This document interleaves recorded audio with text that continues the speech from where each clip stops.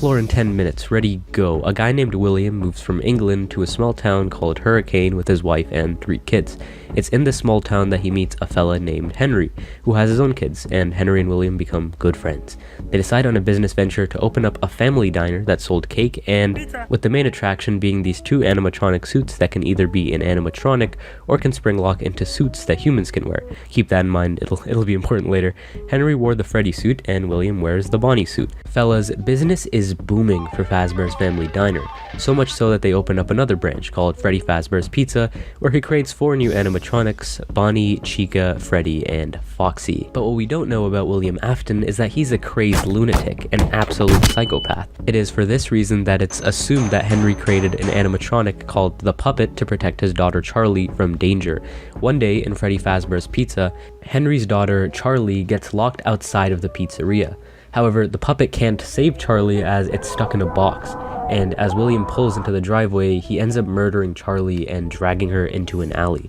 Once the puppet finally gets out of the box, it goes outside to protect Charlie, only to find her dead.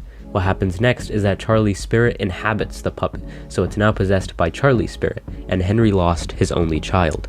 Now, while all of this is going on, let's focus on William Afton's family. He has 2 sons and a daughter, but right now let's focus on the boys. The small one is Evan and the older is Mike. Evan is scared of the animatronics, and Mike sees this as a wonderful opportunity to prank Evan. On Evan's birthday party, Mike, the older brother, decides to put Evan near the mouth of an animatronic version of Freddy to give him a big kiss. What happened instead is that the spring locks on the suit fail due to the moisture of the tears, which ends up causing the animatronic to bite down on William's kid like a Big Mac, killing him, thus marking the bite of 83. The death of his youngest son was enough to spiral William Afton's mind into even more chaos and psychotic behavior. He ends up luring 5 children into the safe room of Freddy Fazbear's Pizza dressed up as Spring Bonnie, from which he then kills them. But where would he hide the body, you may ask? Well, when Afton was designing the 4 new suits, he made a compartment specifically designed to fit children inside of the animatronics, and because of this, no one was able to find any evidence. The puppet, witnessing all of this, decides to assist the children, but there's 5 children and 4 suits. Where would the extra child go? Well, the extra child was stuffed into the Golden Fredbear costume, so now we have 6 kids that have their souls stuck in animatronics. Shortly after, Afton ends up getting fired from his own company and the restaurant is closed down due to health violations. However, William Afton didn't stop there. After the closure of Freddy Fazbear's Pizza, he decides to make a new company called Afton Robotics and creates a new location specifically designed to murder children. But why, you may ask? Well, when Afton was murdering the 5 children, he discovered a way to become immortal, introducing Remnant. When the kids die, they release this material called Remnant, which bonds your soul onto something. This is basically how the missing children and Charlie were able to possess the spirits of animatronics. He uses this information specifically to create Circus Baby, who is able to lure children in with games and then crush them inside of her stomach. So now we know that William's youngest child is dead, and his eldest is doing something not really important right now, but maybe later. Anyway, Elizabeth, Afton's daughter, is here at this private party to unveil the new location in the franchise, until Elizabeth gets a little too close to Baby, and yeah, she gets folded like a lawn chair.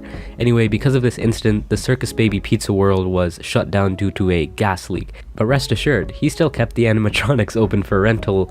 For what reason? Well, you remember this guy, right? Afton's only son? William, being the wonderful father he is, he sent his son to locate and free the soul of Elizabeth, who is trapped inside of Circus Baby. So now let's shift to the new star of the show, Michael Afton, who survives the first 4 nights pretty well, until around the 4th night, where technicians are instructed to scoop out the shells of the animatronics and take the salvageable endoskeletons. This scooping machine also has some remnant. I wonder why.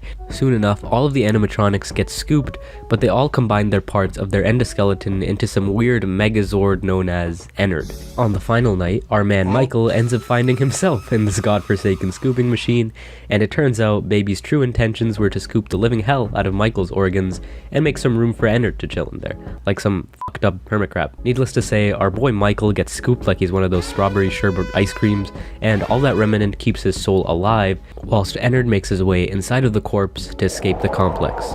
Wait, wrong game. Eventually, we realize that Michael's body slowly ends up deteriorating due to him being basically a walking corpse. A few days later, Ennard ends up escaping into a sewer system, and just when you think our boy is dead, he gets reanimated back to life.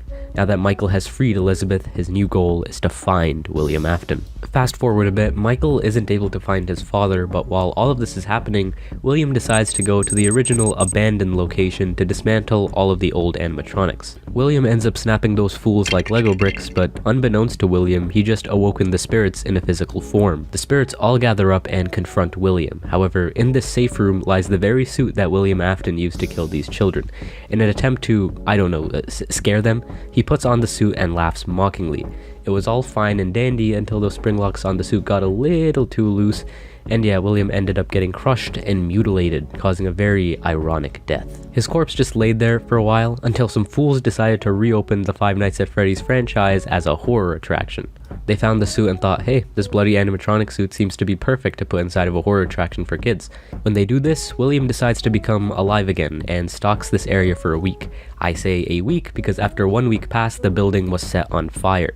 The reason being unknown, but all that you need to know is that Springtrap, or William, is still alive despite the fire. It's possible it could have been Michael to set the fire in an attempt to try and kill William Afton, but we don't know. However, he didn't escape without significant damage, as now he has to repair himself a little bit. And do you remember Ennard, who escaped through the sewer? Well, Baby was ejected from this and ends up having to piece herself together into Scrap Baby, while the rest of Ennard dons a Freddy mask to become Molten Freddy. We've discussed a lot of characters this video, but there's one that I haven't talked about in too much detail. That would be Henry, William Afton's friend, whose daughter became the puppet. In all of this grief, Henry steps in to finally devise a plan to end it all. He opens up a new pizzeria under the Freddy's franchise to gain the attention of the roaming animatronics, including Michael Afton, who still wants to find William Afton. Mike ends up getting the security job, and remember, he still looks like his father here.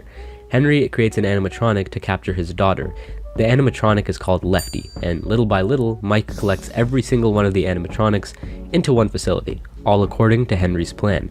And on the final night, we finally get to hear Henry. He has this awesome speech that my words couldn't do justice, so by all means check it out on your own. However, Henry's plan was to gather all the animatronics to one place in order to burn them, freeing their souls.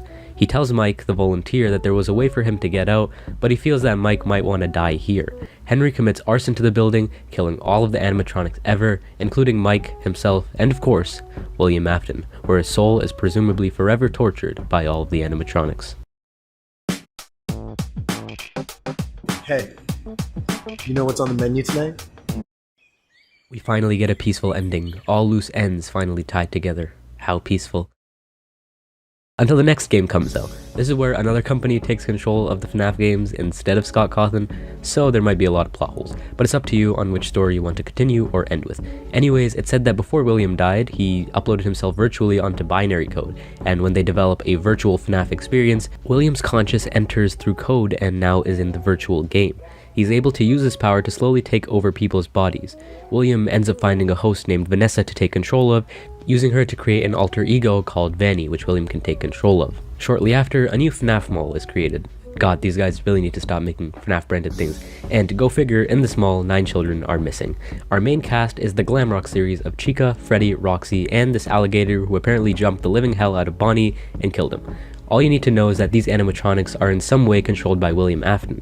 Anyway, Glamrock Freddy ends up malfunctioning on stage because he is exempt from being controlled by William and he spazzes out. He wakes up near closing time only to spot Gregory, some homeless kid who presumably thinks that living in a mall with robot animals is a good idea. Now, some people assume that Gregory is an animatronic because how his vision glitches when he sees Vanny. Freddy and Gregory work together and basically end up stealing parts of animatronics to make Freddy stronger. To do this, they throw Chica into a trash compactor, snapping the alligator Monty into bite-sized pieces, and then promptly commit vehicular manslaughter on a fox. They end up exploring underneath the complex to find a replica restaurant where they find the Blob, a creature that has the souls of what seems like many animatronics. And William Afton? I thought you were dead. Anyway, William wants to resume his favorite hobby, killing children, so that's the reason why he wants to control all of the animatronics, is just to murder children. But after an epic final fight, Gregory and Glamrock Freddy end up burning the entire complex whole, which probably won't work on William Afton. And right as William Afton is about to catch Gregory and Glamrock Freddy, William Afton is captured by the Blob to, I don't know, some other place now. As you know it, the complex ends up getting shut down, and that's the ending. We get a beautiful ending, similar to the one of Pizzeria Simulator, overlooking a hill with a lot of corpses, and this time, I can say for sure, all loose ends are finally tied together. Until the books and DLC release.